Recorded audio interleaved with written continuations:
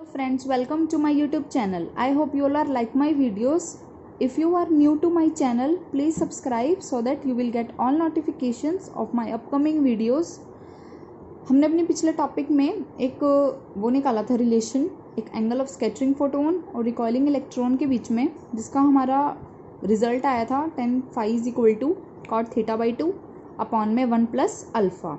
आज हम उसी के आगे एक और डेरिवेशन करेंगे जिसका नाम है energy of recoiling electron.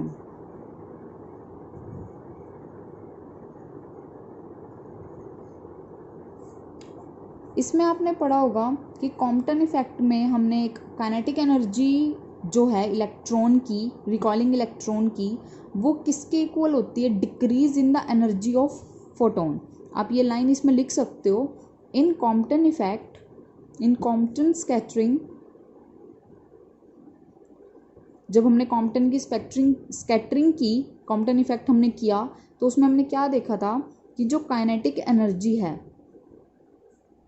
Kinetic energy of recoiling electron is equal to decrease in energy of the photon. ये हमने पढ़ा था उसमें, ठीक है. Therefore kinetic energy of recoiling electron क्या होगी? रिकॉइलिंग इलेक्ट्रॉन इज क्या बनेगी? इसको मैं ई के से डिनोट कर रही हूँ, H mu minus H mu dash. तो इसमें क्या होगा? एच म्यू मैंने कॉमन ले लिया, क्या बचा? 1 minus mu dash upon mu, और म्यू डैश वो क्या होता है लैम्डा की टर्म्स में? 1 minus lambda upon lambda dash. आप ये याद रखो कि जो सी है वो होता है म्यू लैम्डा, सी क्या होगा? Mu dash lambda dash. तो सी तो कैंसिल हो गया, तो ये लैम्डा की टर्म्स में एक ई के आ गया हमारे पास. उसके बाद हमने इसको और स्प्लिट किया, तो h mu lambda dash minus lambda upon में लैम्डा डैश. तो ये हमारे पास एक आ गया h mu del lambda upon में लैम्डा प्लस डेल लैम्डा. ये हमारे पास ई के की वैल्यू आ गई, एच म्यू अपॉन में डेल लैम्डा अपॉन में लैम्डा प्लस डेल लैम्डा. एक हमारे पास ये रिजल्ट आ गया. वेयर डेल लैम्डा हमने पढ़ा हुआ है, del lambda means lambda dash minus lambda, जो कि हमने कॉम्पटन इफेक्ट की एक डेरिवेशन की थी, उसमें हमारा ये रिजल्ट आया था. अगर आपने वो नहीं देखा है, आप मेरे चैनल पर नए हैं, तो आप पहले उसे देखिए ताकि आपको वो सही से समझ में आए. ये रिजल्ट है कॉम्पटन शिफ्ट. क्योंकि आपको ये रिलेशंस तभी समझ में आएंगे अगर आप कॉम्पटन इफेक्ट को सबसे पहले देखेंगे. तो ई के हमारा क्या हो गया? H mu h upon m naught c 1 minus cos theta upon में क्या था? Lambda plus del lambda. तो लैम्डा की वैल्यू तो वही होगी lambda, h upon m naught c 1 minus cos theta. ठीक है. अब हमने क्या करा? पूरी इक्वेशन को न्यूमरेटर और डिनोमिनेटर से लैम्डा से डिवाइड कर दिया. Denominator and dividing by denominator and numerator by lambda. Lambda से किया तो क्या आ गया? E K is equal to h mu h upon m naught c lambda 1 minus cos theta. फिर आगे क्या आएगा? 1 plus h upon m naught c lambda 1 minus cos theta. यहाँ पे हमने एक ई के की वैल्यू को, हमने पिछली इक्वेशन में हमने एक अल्फ़ा लिया था इसको, तो alpha 1 minus cos theta upon में 1 plus alpha 1 minus cos theta. ये एक हमारे पास एनर्जी आ गई रिकॉइलिंग इलेक्ट्रॉन की. ठीक है. अब एक इससे नेक्स्ट टॉपिक है जो इसी के अंडर आता है, वो मैं आपको करवाती हूँ। निकाली रिकॉइलिंग इलेक्ट्रॉन की। अब हम निकालते हैं kinetic energy of recoiling electron in angle of scattering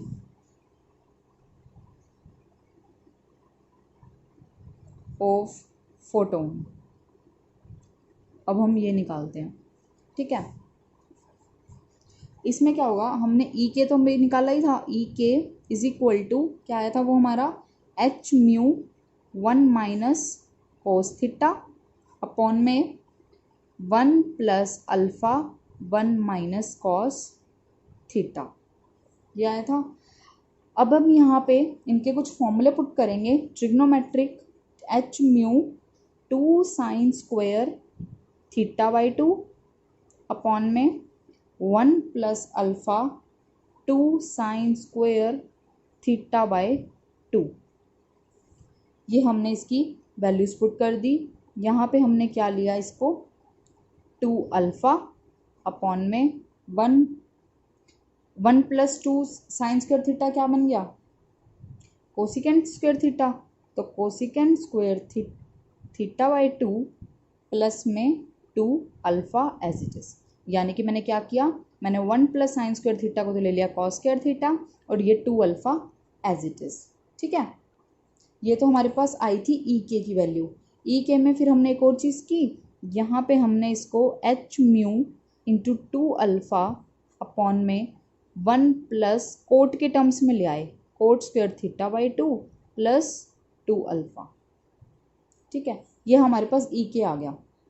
अब आपको याद होगा हमने एक रिलेशन किया था अभी, जहाँ पे हमने ये निकाला था tan phi is equal to cot theta by 2 upon में 1 प्लस अल्फा। ये हमने किया था अपने पिछली वीडियोस में। पिछली वीडियो में मैंने आपको ये रिलेशन निकलवाया था, relation between angle of scattering and recoiling electron. अगर आपने वो नहीं देखी है तो उसमें आप जाके देखिए, मैंने आपको ये रिलेशन निकलवाया था। अब ये वाले रिलेशन हम यहाँ पे यूज़ करेंगे। तो ई के क्या आ जाएगा हमारे पास, H mu into 2 alpha 1 plus alpha square.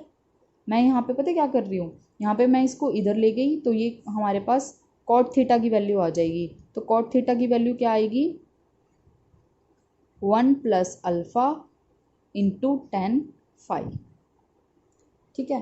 तो यहाँ पे मैं बस उसी की वैल्यू पुट कर रही हूँ। आप खुद अपने हाथ से लिखे देखोगे तो आपको अच्छी तरह और ज़्यादा क्लियर हो जाएगा कि मैं आपको क्या समझाना चाह रही हूँ। वैसे इसमें सिंपल मैथ्स लगाई है, कोई इतनी बड़ी बात नहीं है। tan स्क्वायर अल्फा को हमने खोल दिया, साइन स्क्वायर अपॉन कोस स्क्वायर अल्फा, फिर कोस स्क्वायर अल्फा ऊपर जाके एलसीएम लिया, तो यहाँ पे आ जाएगा 1 प्लस अल्फा का square sine square alpha plus में 1 plus 2 alpha cos square alpha common. आप हाथ से करके देखना, हो जाएगा, इजी है, मैथ्स है simple. H mu 2 alpha cos square alpha upon में 1 प्लस अल्फा का square 1 minus cos square alpha plus 1 plus 2 alpha cos square alpha. फिर आपका एक रिलेशन आएगा, ठीक है, यहाँ तक आ गया। अब इसको हम अलग अलग कर देंगे, H mu 2 alpha cos square alpha upon में, अब इनको अलग अलग कर देंगे तो हमारे पास आएगी एक तो 1 प्लस अल्फा का स्क्वायर, ठीक है, माइनस 1 प्लस अल्फा का स्क्वायर कोस स्क्वायर अल्फा, ठीक है, प्लस में 1 plus 2 alpha cos square phi, ठीक है, ये हो गया। अब इसके बाद H mu 2 alpha cos square alpha upon में 1 प्लस अल्फा का square minus cos square phi upon में 1 प्लस अल्फा का square plus 2 alpha minus 1 minus 2 alpha, ठीक है।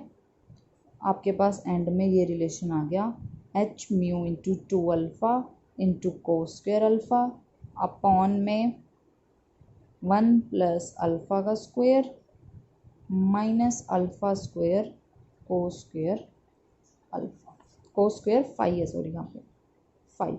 ये आपके पास आ गई काइनेटिक एनर्जी और एंगल ऑफ स्कैटरिंग फोटोन के बीच में एक रिलेशन, जो कि आपको न्यूमेरिकल्स वगैरह में भी यूज़ हो सकता है और बीएससी लेवल में ये डेरिवेशन इंपॉर्टेंट है। एग्जामिनर पूछ सकता है 4 मार्क्स में, मैक्सिमम 4 मार्क्स में और मिनिमम 2 मार्क्स में आपको ये पूछी जा सकती है। ठीक है, thank you so much for watching my video. मिलते हैं एक नेक्स्ट वीडियो में एक नए टॉपिक के साथ। इतना आप अपनी ये डेरिवेशंस लिख के देखिए, आपकी तैयारी कैसी होती है एग्ज़ाम्स की। ठीक है, बाय, टेक केयर।